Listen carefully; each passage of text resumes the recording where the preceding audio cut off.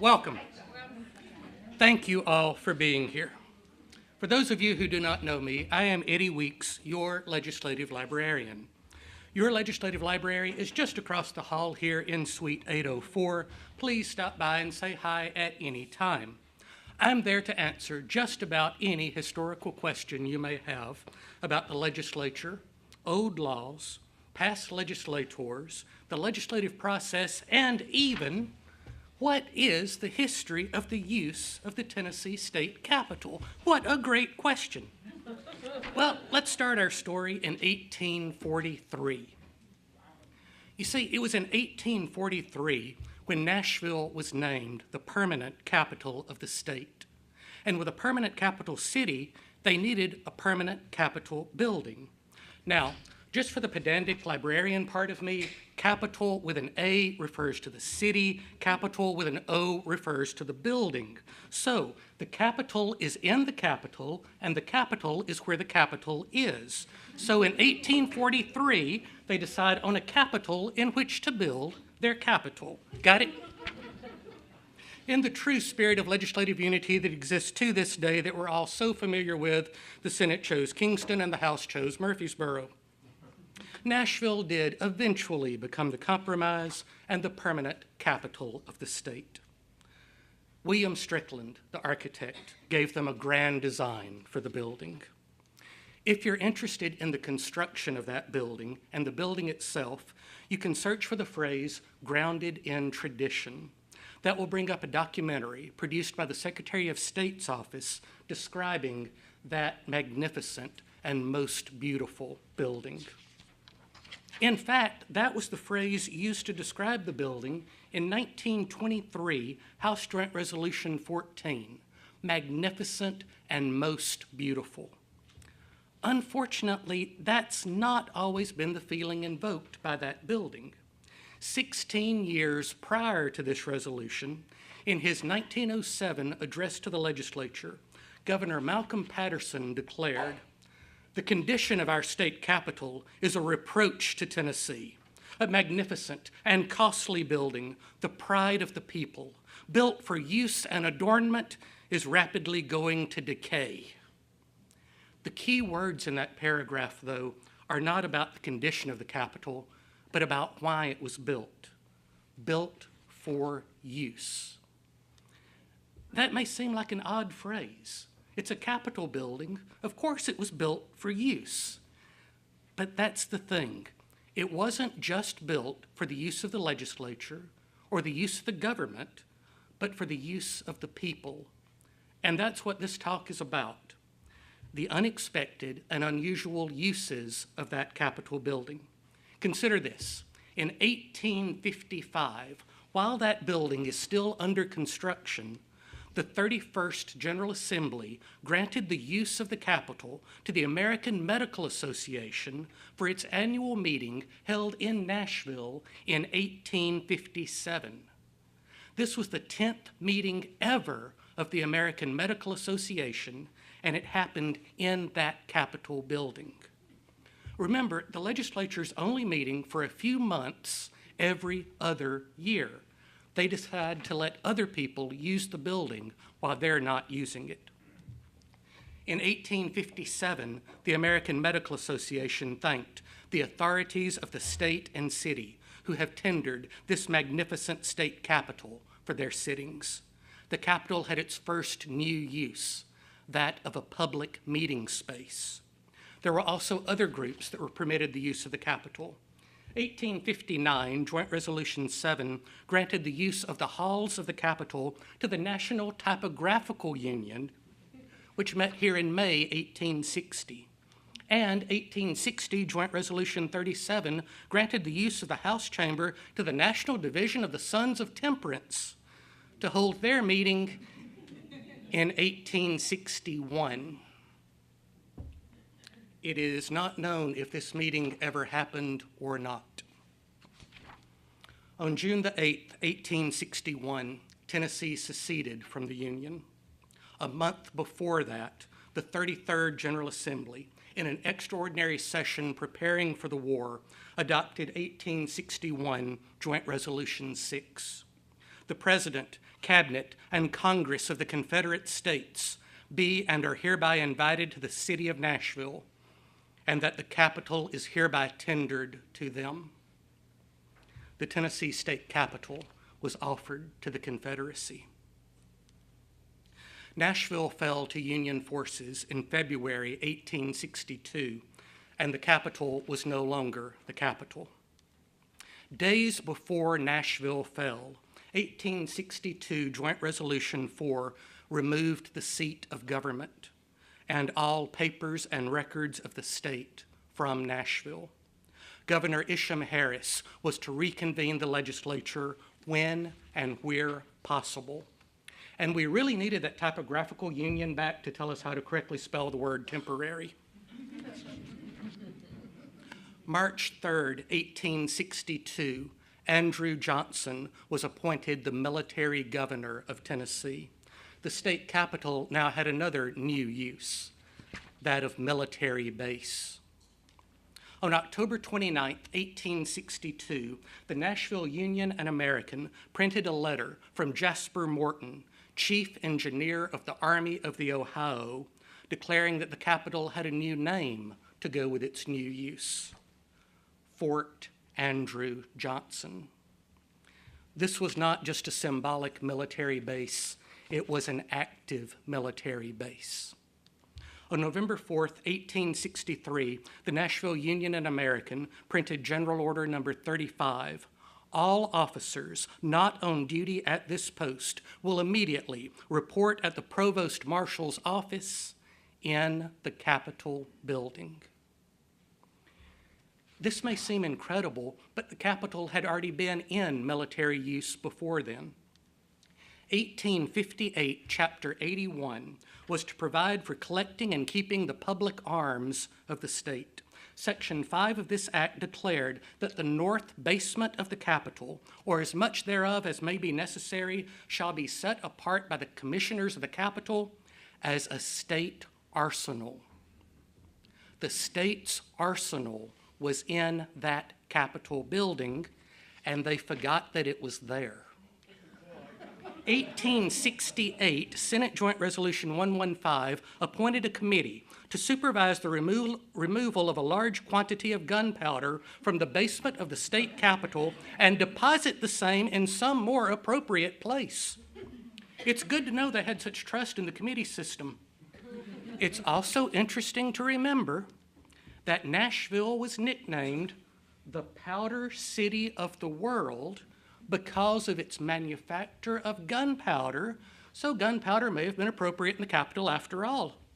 Thank goodness, though, they learned their lesson and never again stored arms or ammunition in the Capitol, except, of course, you know that they did. 1883, Senate Joint Resolution 33 instructed the superintendent of the Capitol to furnish the Burns Artillery a place in the basement of the Capitol to store their arms and equipments. This was not the most unusual use of that Capitol. 1854, Chapter 86, gave the Capitol one new use, that of burial place for its architect. That chapter was passed February 28, 1854. Later that year, in April 1854, William Strickland was entombed in his grand work.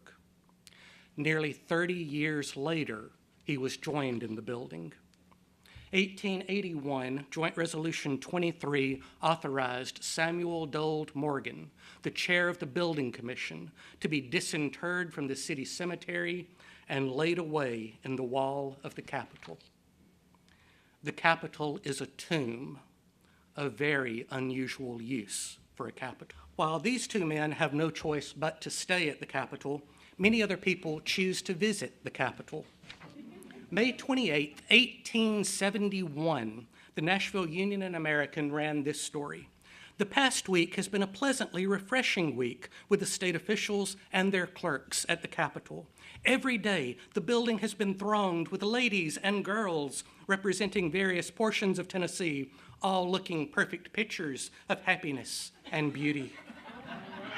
This was not an isolated instance. October 31st, 1871, the Nashville Union and American.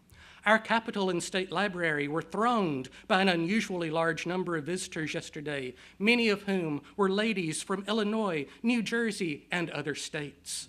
There were 7 young ladies from Kentucky in the library at one time, causing diverse members of the Legislative Corps to linger long and read much. The Capitol's new use was as a destination. The pre-war tradition of granting the use of the Capitol to outside groups also continued. For example, the year 1870.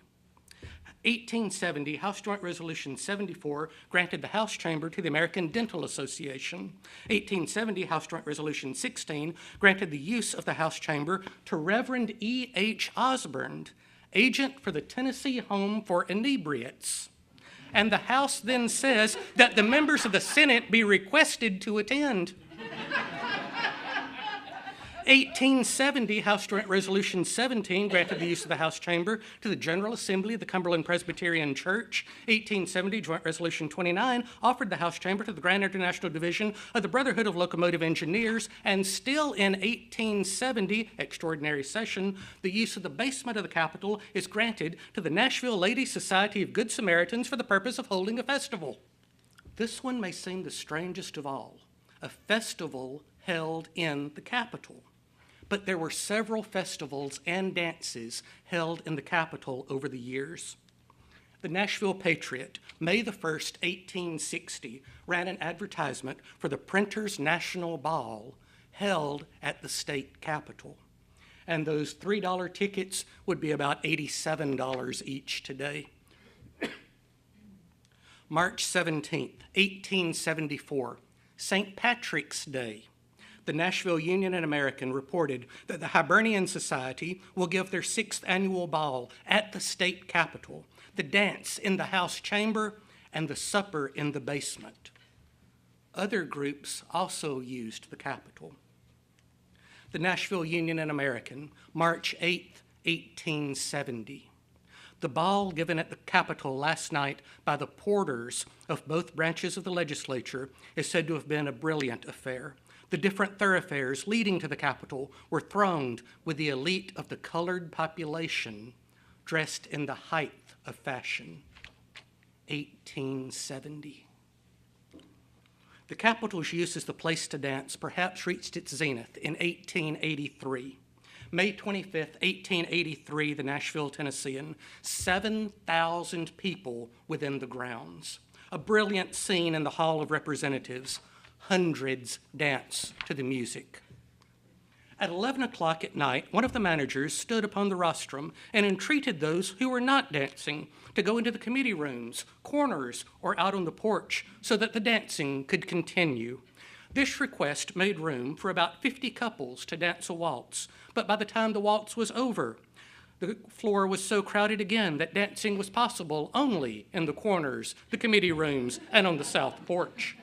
The Capitol's great use of the time was the place to have a ball. Also in the 1870s, the Capitol gained another new use, that of concert location. The Nashville Union and American, July 28, 1872. It is the intention of the Rock City Band to play at the Capitol every alternate Monday evening, thus giving our citizens occasional opportunity to hear fine instrumental music and themselves good facility for practice.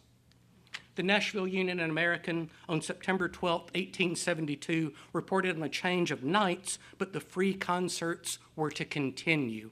And notice how popular that Germanic music is at the time. 1873, the Rock City Band is gone. But now, concerts are being given at the Capitol by the Post Band. So what's the Post Band? The Post Band was probably the 16th Infantry Band stationed in Nashville since the end of the Civil War. This is the Nashville Union and American, July 16, 1875. And these concerts were incredibly popular with the people. June 25, 1875, the Nashville Union and American. After the hours of business and before time for retiring, What more grateful pastimes than to go to the Capitol Hill and spend an hour or two in social mingling, where the cooling zephyrs blow and the air is filled with the finest music? What other recreation? The concerts continued, as shown by the Nashville Union and American, July 23, 1875. They're now called the Capitoline Concerts. The crowd would very much gratify the superintendent of the Capitol to keep off the grass, and besides confer a favor upon the entire state, which is interested in the beauty of the grounds. These grounds were the subject of much discussion and were yet another use of the Capitol. The Nashville Union and Dispatch on July 28, 1867 stated, "Capitol Hill and its mysteries, a trysting place for roués and their paramours. How the fair and frail are lost, something for the police." We have no disposition to break in upon any of these sweet communions or keep anybody away from Capitol Hill, but strange stories are being whispered of the place and some of the promenaders. Many a sad tale of sorrow and shame may well be traced to that beautiful locality for its origin. It is to this place that the accomplished roué leads his victim, and here many a frail one is lost forever, and the happiness of many a home is blighted. If you can't figure out what the writer's trying not to say, people are having sex on our Capitol grounds. This was not an intended use of the Capitol grounds. Not everything about the Capitol grounds were strange stories of sorrow and shame. The grounds were laid out in what was called the Bogart Plan. John Bogart was a New York engineer. He helped design Central Park in New York City. Like William Strickland designed the building, John Bogart designed the grounds. We don't know what Strickland's plans for the grounds were. They were lost in the Civil War. But the Historic Structure Report on the Capitol says there is ample reason to believe that Bogart carried out the original plans as near as possible. It was intended that the Capitol site be developed as a pleasure grounds for the public, hence the multitude of curving walkways, fountains, and the ponds. The Capitol as a pleasure grounds for the public, not in the way it was a few slides ago, but a public park, another great use of the Capitol. The Nashville Union and American, April 16, 1873, reported on the progress. The trees, which were planted out on the Capitol grounds last fall and winter, are coming out in full leaf, and the prospect is that most of them will live and flourish to gladden the eye of future generations. A few years' time will suffice to demonstrate that wisdom. And now, with the trees in place, we just needed squirrels to populate them. And of course, that would be no problem. August 12, 1877, the Daily American stated that Superintendent Glover intends putting 20 pairs of squirrels on the Capitol grounds next spring. For some reason, those squirrels disappeared if they were ever placed, because 16 years later, August 22, 1893, the Daily American announced that a number of squirrels will be turned loose on the Capitol grounds, with no mention of the previous squirrel installation. Well, once they were turned loose, they didn't stick around, because 8 years later, August 23, 1901, the Nashville American announced that Superintendent Clark has set on foot a plan to stock the trees with squirrels. Not having an appropriation to purchase the squirrels, he is depending on friends throughout the state who have tame squirrels to supply him with what he needs. He will pay the express charges on all that are sent to him and be sure that they will find a pleasant home. It may not have been a pleasant home, because 7 years after that, May the 30th, 1908, the Nashville American reported, Superintendent Sawyer has announced that he will secure a large number of squirrels.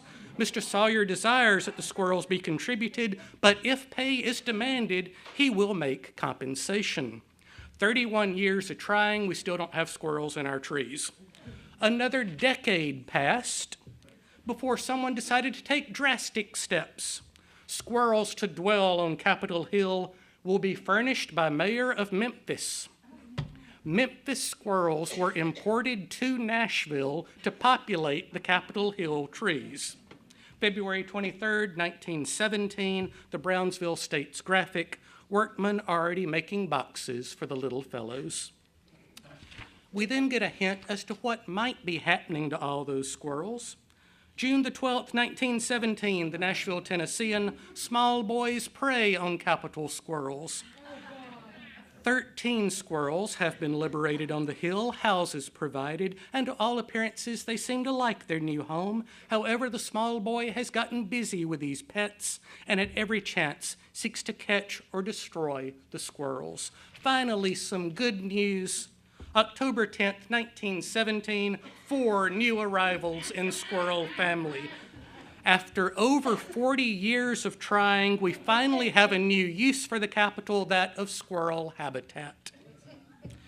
And that's not the final note on the squirrels, because, as reported by the Nashville Tennessean on December 13th, 1922, someone applied for the job of superintendent of squirrels at the Capitol. And what you may not realize is that the descendants of these Memphis squirrels are still on duty at that Capitol to this day. The squirrels were not the only animals at the Capitol. Prior to the tunnel being added at the south entrance, there was a lion's head fountain there, and above it was a pool, and in that pool there were goldfish. The Columbia Herald, June 21st, 1912. The workmen are at present tearing away the cornice of the pool at the main entrance to the Capitol grounds, heretofore the home of the state-owned goldfish that have been admired by thousands of visitors to the State House. We had goldfish at the Capitol. We also had other fish there. Part of the Bogart plan had the pond or the ponds on the north side of the Capitol, and there were fish in those ponds. May 16, 1907, the Nashville Tennessean, the old lake at the north side of the Capitol will be replaced and filled with fresh water daily. It will also be stocked with fish. October 25, 1908, the Nashville Tennessean, government sends fish for Capitol. 300 black bass now swim in State House ponds. The Capitol was also known for other animals. Perhaps the animal most closely associated with any Capitol is the eagle. The Memphis Public Ledger on December 14, 1883, reported on the coming inauguration of Governor William Bate and an eagle that had been captured. They will keep his majestic birdship in bondage till the day when Tennessee's governor-elect is inaugurated, when his freedom will be given him from atop the Capitol dome, while carrying a medallion honoring Governor Bate. What could possibly go wrong? January 20th, 1883, the Clarksville Weekly Chronicle reported the kingbird did not soar aloft. Instead, it seems it had too heavy a load to carry and soared downward with a heavy flutter, alighting ignobly on the ground. Are there other animals associated with our state capitol? Well, August 22nd, 1893, the Nashville Daily American reported that a 2-foot-long alligator was placed in the North Pool yesterday, and he will be joined by another today. Now think about this. Someone thought it was a good idea to set loose 2 live alligators on the Capitol grounds. There were no alligators in John Bogart's plans for the grounds. I admit I was curious about this alligator story. I did some searching and found a rare Tennessee state capitol Nashville souvenir solid metal alligator. While there is no date on it, there is no question that it is our state capitol. We may have been known for our alligators, and we may have found out what was happening to all those squirrels too. There is another unexpected animal associated closely with our state capitol. January 25th, 1952, the Nashville Tennessean, the top of the Capitol became a coonskin cap in tribute to the presidential bid of Senator Estes Kefauver of Tennessee. The cap was made of brown cloth stretched over chicken netting. It was hauled to the Capitol by truck. Workmen from the Nashville Tent and Awning Company maneuvered the striped tail to the building's main roof. That use of the Capitol was not in the original plan. Remember the age of the Capitol. At the time of the coonskin cap cupola, the building was already nearly a century in use. The Capitol is older than the telephone. The telegraph was patented in 1837. 1844 saw the message, "What hath God wrought?" telegraphed 44 miles. The year before work began on that Capitol. There were no telephones or telegraphs in that Capitol. The primary method of communication was by mail. 1853, Chapter 133, declared it the duty of the clerks to purchase stationery for the use of the houses and to investigate any abuses in the way of high and extravagant postal charges. 50 years later, 1915, House Resolution 6 thanked Postmaster Eugene Shannon for placing in the Capitol a branch post office. There's now a branch post office in the Capitol, giving it yet another new use. But other forms of communication were on their way. The Memphis Daily Appeal, September 4th, 1877, reported on the great electric phenomenon, the telephone. The experiment took place at the residence of Mrs. James K. Polk, just a block from the Capitol building. The reporter also described a later invention of the telephone by which oral messages are transmitted over hundreds of miles of space so distinctly that a familiar voice may even be recognized. And of course, the Capitol made use of this new invention. March 1, 1902, the Nashville Tennessean, probability of complete telephone system at State House. There are now in use at the Capitol 3 private telephones and 1 public station. Under the new arrangement, 12 connections will be given, which will take in every office in the building. But what about the members who don't have offices? A little over a decade later, 1917, House Resolution 67 thanked the Cumberland Telephone Company for placing telephones in the hall for the members to use. 1927, Senate Resolution 15 thanked Mrs. Hild and the Southern Bell Telephone Company for the switchboard at the Capitol. The Capitol had certainly made use of that great electric phenomenon and had a new communication use as well. Today, communication in that building means email, texts, and Wi-Fi. But that's the thing about that building. It's changed to fill the needs of the state and its people. And it's still popular with visitors today, just as it was in 1869. The Nashville Union and American, October 17th, 1869. The magnificent Capitol building, piercing the skies with its lofty dome from Capitol Hill, will be visited by hundreds today and during the week. It is a monument, almost as firm as the hill on which it stands, to the energies and resources of our state. Let those who go there, after viewing this wonder of the architect, whose remains are sealed in a rocky niche of the wall, ascend the stairway to the dome, whence far beyond, in the illimitable horizon, circling our beautiful city, hills, and valleys, they can see the vaster wonders of the great architect of the universe. For over 150 years, the Tennessee State Capitol, a building magnificent and most beautiful, a building built for use, has served the state and its people in war, in peace, in prosperity, and in hardship. Work began on that building on July the 4th, 1845, and that construction has never ended. It's a building that never can be completed because it will always be updated and adapted to the needs and wants of the state and its people. That state capitol remains in use and for use up to this day, up to this time. Ladies and gentlemen, that's all of my time. Thank you for your time.